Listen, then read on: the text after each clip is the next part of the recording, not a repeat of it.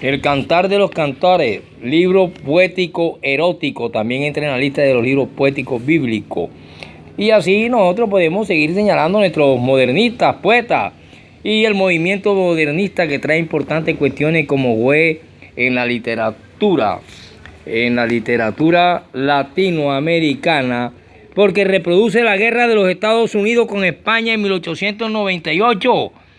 Guerra que pierde la madre patria y que la obliga a renunciar a Cuba, Puerto Rico y las Filipinas. De este modo se disuelve el poderoso imperio español. También encontramos que en aquellos años sombríos Estados Unidos se define como el policía guardián de América Latina. Las relaciones son tensas. Aparece un hombre como Roosevelt Churchill con su ley del garrote y sacude las espaldas del continente mestizo. Son los tiempos del manifiesto. Allá aparece también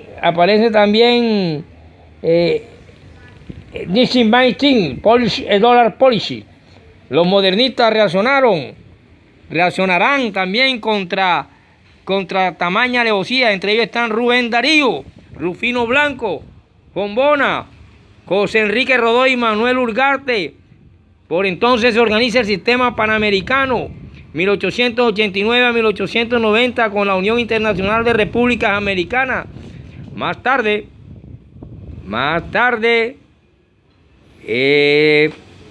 sucede una cuestión que tiene que ver con Washington, y es que más tarde es denominada Unión Panamericana, naturalmente con sede en Washington.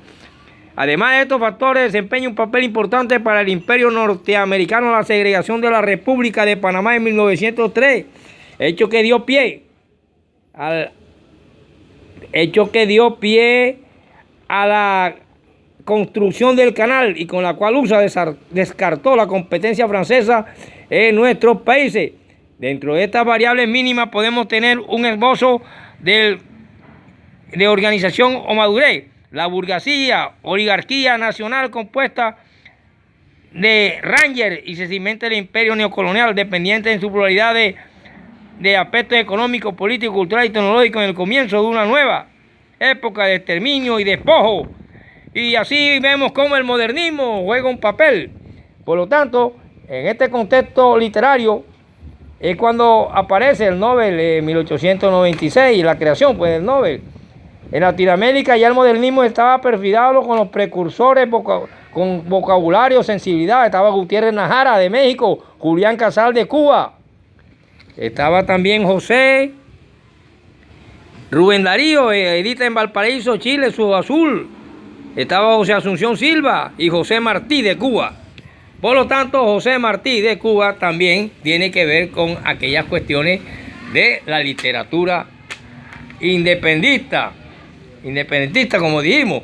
Por lo tanto, vemos que es de suma importancia los movimientos literarios. Y allá también en Tierra Santa suceden, desde la época de Abraham y de Moisés, la lucha contra Edom y Hemón, que son los hijos de Lot, los cuales se le hicieron las dos hijas. Y entonces de ellos provienen los edomitas y los amonitas, y todos están peleando porque la riqueza estaba en el río Jordán. El que tuviera agua tenía vida y tenía prosperidad. Y por eso las grandes ciudades surgen a los lados de los ríos, de los grandes ríos donde surgen las grandes capitales. Ahí tenemos Nueva York, ahí tenemos las cuestiones en Washington, las grandes ciudades.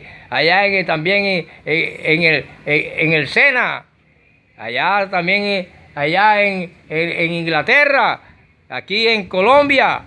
Las grandes ciudades surgen al lado de los ríos porque el agua era la máxima expresión de riqueza. En una época la máxima expresión de riqueza, cuando el hambre y toda esa vaina en época de Jesús, era tener una buena cena, y por eso sale a relucir la última cena de Jesús, con grandes postres, maras y vaina, uva y una cantidad de cosas para reflejar que estaba en una mejor posición social y de capacidad de solución del hambre en esos momentos. Y por eso, al ser elevado a hijo de Dios, rey de reyes, y la gran moral que se mantenía, hacen que el Mesías se convierta en una gran esperanza de Tierra Santa, de Palestina, de Israel.